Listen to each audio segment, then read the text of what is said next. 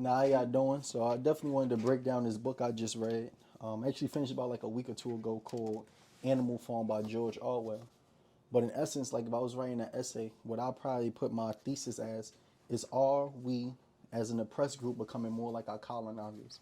Because there's a lot of things going on in the world, and I think that as I start to read and become more privy to what's taking place, I often start to question how it is that I'm seeing my people. By my people, I'm seeing the working class, um, black people that I've grown up around, but start to adapt the mindset of the colonizers. And I would definitely go more into explaining it. And it's a critique upon the system of capitalism and how it starts to condition people to no longer question the system that they may benefit from, to never ask themselves how is it that their country or the empire that they may be a part of is gaining the riches and maintaining sustainability, right? I think a lot of times as people, as scholars, as those that live in any country or society, you ought to always ask yourself, what is it that your luxury comes at the expense of? And if that happens to come at the expense of other individuals, I think that you should become more critical of the means and conditions that you place upon others in order for your life to be luxurious. I'm actually slow down because I don't want to continue to stutter. So the first thing I want to say is I want to encourage y'all to read the book Animal Farm by George Orwell and just give a little breakdown what the book talks about. It talks about a farm of animals that overthrow humans that actually was running and governing the farm, right? And after they overthrew the humans that was running the farm, what they did was they created their own laws and policies to legitimize their belonging, but also to illegitimize, if that's the word, to make it illegitimate for human beings to be a part of the farm, right? So they wanted to find ways to get rid of and overthrow the oppressors, but ensure that their people understood how it is that they want to go about operating as animals that now control a farm, which would be much more different than the conditions to which they was forced to live under when the human beings was controlling the farm. But then you also see in the book, and there's a lot of things that's in the book that feels applicable to today, right? And as I stated in previous reviews of books, the other one I did was 1984, which is more like a scientific fiction type of book. But in this one, it's similar. But I believe there's a lot of rules, a lot of things that's occurring in the book that's being discussed that I believe is applicable to the world that we're living in today. And I say it all to say because another part of the book is that you start to see that the animals who start to become the governors of the farm after they overthrow the human beings are the animals that's more literate. And in the book, it happens to be the pigs, right? And they create the laws. They create the systems to which the animals are going to start operating in. And it's all about those that were literate. And they get documentation of the history and they write it down. But what you also start to understand is that because there was only a few animals who knew how to read, that what they control was also the past, right? And they control the documentation of history, but also the records of the present. So you will see various times throughout the book that the pigs will actually rewrite what I would consider to be like their constitution of the farm. And the only other animal that really was able to, or was cognizant to an extent of what was happening, was the horse that they taught. And at times he would sit there and be like, nah, I feel like that wasn't the rule last year. But he started to see that these animals are changing the policies, but because all the animals are illiterate, they not necessarily cognizant of the changes that's happening to the Constitution. And the changes that begin to happen are to now not just legitimize the animals controlling the farm, but also to create a system of hierarchy with the pigs and put these different animals in positions where you start to see, which is the reason why I even wanted to break down this book, is you start to see the pigs start to adapt the ways of the human beings, right? And in the book, one of the rules that they put down, and they said, which I thought was beautiful and well articulated, which I believe is applicable to the world we're living in today. It says, I forget exactly the chapter, but I wrote it down at the back of the book. And it says, when fighting a man, we must not come to resemble him. Even when you have conquered him, do not adapt his vices. And I thought that was just very important, and it resonated with me on various fronts because I read a book even by like Frantz Fanon and just different books on scholars. And it just made me think in many ways. It says, when fighting a man, we must not come to resemble him. Even when you have conquered him, do not adapt his vices. Right? And it makes me think about today. I think in many ways, in our fight for liberation, our fight for gaining this idea of freedom, of economic power, of political leverage, that we ought to, when aspiring to hold these positions, not to do what was done unto us, unto those that once was our oppressors.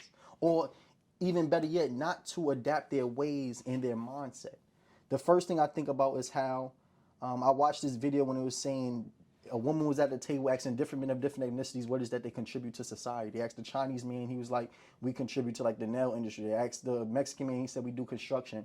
And in essence, every man of different ethnicities had something that they said, but when they went to the black man, they said, what is it that you contribute to society?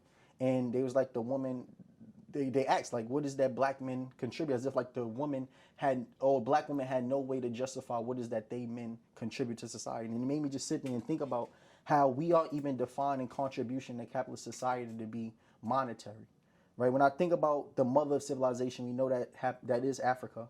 And as black men, we are the fathers of nations, the fathers of civilization in that case. We were the first scholars, the first to build irrigation system, the first ones to develop systems of agriculture, the first one to develop scientific innovations, to build pyramids, which even today they have not found no ways to replicate or build despite all the technological advancements that we have made.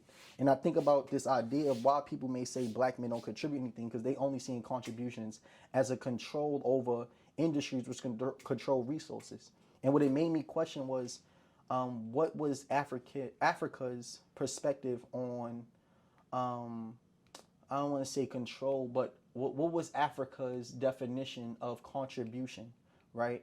During a time period where we as people did not see nature as something to be owned. Because now we think of industries and the development of industries and like, what is it to be owned? And that's one thing that quote from the book made me think about, is like, when you overthrow your oppressors, you must be mindful not to adapt their vices, right? And it was just important. Then that made me think about, which another big part of what I want to discuss is today, where I think about what's going on in Venezuela. And there's much more that I need to learn. So I want to first preface with that, because the thing about trusting media outlets, that it's hard to trust the news that we are receiving from white corporate business journalistic outlets, because what we understand is that when it comes to media now, it's no longer about truth. It's about what is it that can be advertised, and what is that those that control those outlets believe the public should know. So when I'm even saying like how we become like our colonizers, it was just interesting to me that even after we heard about Donald Trump and the new administration making the efforts to capture the president of Venezuela, but also to take ownership over 300 billion barrels of oil, it just made me sit there and think about this idea. Because right after I heard that, what I noticed that the capitalistic perspective of this situation is not about critiquing how we are imposing our will upon other nations, but it's how do we benefit from it. And I say that, let's say, what do I mean by that? Is even after we've seen the president being captured and then we gain ownership over 300 billion barrels of oil, I start to see people post on the stocks that we ought to invest in that will benefit from this new form of investments that America has made when it came to the Venezuela oil. And it just made me think, like, even as how it has conditioned us as individuals who know how it feels to be oppressed, to be stripped of our resources, for us to have no ownership over our resources, but have other people build economic systems depriving us of the resources that our land was the center of, and how a system benefits off of it. And people, rather than critiquing how we are exploiting other nations, the only thing we focus on is how do we economically benefit from it. It was no longer critique of, yo, why is it that we as America are stripping those of their resources, which does help us as a capitalist country, but it comes at the expense of others. And I had this argument with my brother. I took him through, and his mindset was like, nah, but that's what America is. Somebody has to be the big dog. And I sat there and thought about it, and he was like, man, when Trump was over, my check has went up from 70,000 now, me making over 600,000. I said, that's the problem. Not 600, over six figures. And I said, that's the problem, because once you start to benefit from a system, what happens is that you no longer critique it. And that's what I mean by, are we becoming like our oppressors in mindset? I'm starting to notice that people are no longer questioning injustice, questioning how it is that we impose our will through imperialist means, but we are now just seeking to benefit from the exploitation of others. It's like we're not even saying, why do we have the 300 millions of oil? How do we even go about gaining access to it? It's like, how do we now benefit over the oil that we now own? And it was sad to me, y'all. It just made me think about that. Like, are we shifting as a society? And I think the worst thing is to see a black man with the mind of his oppressors. Because when I look at you based off skin, I think that you're kin. But then I come to understand that all skin folk ain't kinfolk, and it's much about mindset. And then outside of just racial injustices, what we are facing is a class oppression.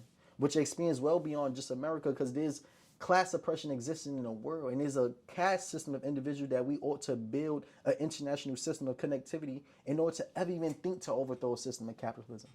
But it just made me want to pose the question to you all is, are we becoming more like our oppressors?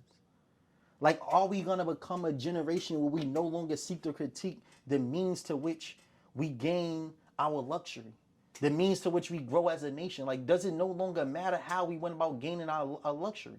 And my brother asked me, he's like, yo, bro, it's ironic that you think this way. He said, imagine if you was born into a kingdom, would you ever sit there and be like, yo, how do we become kings? Or try to destroy the empire that we built, and you was born into wealth? I said, yeah, be honest to you, I would probably critique our empire and access the moment I find out that the way in which we gain our empire is through exploiting others. The moment I come to understand how is it that we became who we are today, become the family we are today, absolutely. If I know that the way that we became who we are was through stripping others of the things that to which they own, absolutely, I'm going to question my own family. And that's what I'm noticing. It's like, yo, we became so greed driven, so money driven, that we no longer even thinks about the means to which we got to the ends. And this expands beyond just an international perspective of critiquing a system of capitalism, but even as influencers. It's like today we no longer ask ourselves, like, how is it that you went about getting the money? It's like, nah, he make $10,000 a month, but how you go about doing it? We see people do balloon challenges, finding ways to degrade women, creating platforms just to have conversations of sharing opinions that don't even need to be shared, but they maintain or they obtain money from doing so. And never do we ask the people or hold them to our criteria of asking, how is it that you went about getting what it is that you have now? Now, it's just as long as he has money, it's like it's justifiable. I seen an interview with a male plumber on Breakfast Club who created Zeus Network, and they gave him they applauded him for having $1 billion valuation company, but yet we never critiqued how is that he went about establishing $1 billion network, which was through creating shows that depicted black women to be animals, to show them only in the light of fighting, as if black women are only that. And then what we fail to understand is that there's some people in the world that never interacted with black women, where they only lens of exposure to who they are is through media. And Zeus Network or Baddies may be the only lens to which they have of how black women exist internationally. And it's things as such that I just start to think about. It's like, are we becoming more like our oppressors, where the only thing we think about is the value system of money, monetary contributions, and economics? Like, are we only going to measure people based on the money? And do we ever going to critique the system? And I don't want us to become that type of people. And it just made me think, because after I seen this conflict that we having with Venezuela, where we strip them, when we not only kidnap their president, but we also strip them of the access to the natural resources that they own, because they have the largest mining sites for oil, which I didn't know, which was new. But I started to see that many people in America no longer even critiqued how we went about getting access to it, but it was all about the stocks that we ought to invest in order to benefit from the current situation that we're in. And it's sad, y'all, because what we starting to see is that this lens of money. And I know they said money was the root of all evil, and there's some people that try to say, nah, that's only for people that don't have it, always make it seem as money is evil. Nah, in all honesty, if what I'm seeing now, where we're starting to just worry much about how we obtain the funds and not about the means to how we get it, I believe absolutely the love of money is the root of all evil. So what I'm making this video is for y'all, not to only encourage you all to read the book Animal Farm by George Orwell, but also to emphasize and encourage you to always remain critical of the systems to which you benefit from. In the moment you become aware of how your benefit may come at the exploitation or at the disenfranchisement of another, you ought to start to critique that system. And especially as black people, for we understand how it feels to be stripped of not just our history, but of our resources, of our access to our resources, to our land, and to then serve as accomplice to a system that's now doing it to other people, other oppressed groups, other colored people of the world, and have nothing to say. That joint break my heart, y'all. And what I'm seeing, I'm not saying, I don't want to make it like a generalization, because it's not the entire generation. But what I am seeing is through mass media, at least, this narrative being shaped solely upon how we go about investing now. In the next 4 years, new administration going to do this, and the stocks going to go up, and this is how you accumulate wealth. But my question is also about questioning, how do you serve accomplice to the global conflict? And I think the hard part too is that a lot of people don't read, they're not conscious of how we built our nation. So to many people, they not even questioning that. But I urge those that are well read, that have studied, that have a critical lens of the world, to find ways to alter people's perception and just to have the conversation. Because like I said earlier, it's like, if I was born into an empire where I was born into wealth, maybe I would not have critiqued how my family obtained this wealth until someone had a conversation with me and say like, yo, Jay, do you know how your family became how it is that it is today? And they'd be like, yo, y'all killed this family and slaughtered this lineage in order to obtain the gold that helped to build the empire and the wealth that you now have. And then I'll become critical of my family.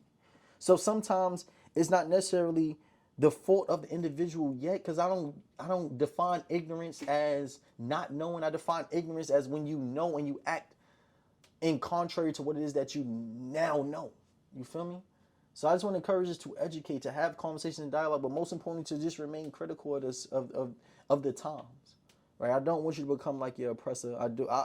It irks me to see people become more driven upon money and no longer question how is it that people go about getting what it is that they have now. So that's the message for today, y'all. It's like, remain critical, read the book by George Orwell called Animal Farm, but also just study. Because what's going on now is that I'm seeing this shift where we are becoming much more materialistic, much more centered around economics, but yet we are failing to or losing our inclination to critiquing the system because we're starting to benefit from it. And there's so much more I could break down and say, but I wanted to keep this one a little bit, not even brief, but I wanted to keep this succinct and on that point. And in future videos, as I continue to build, I'm going to educate us on a few other things that I've learned. But for right now, I do want us to just remain critical and find ways to educate and teach others. So that's the message for today, y'all. Love y'all.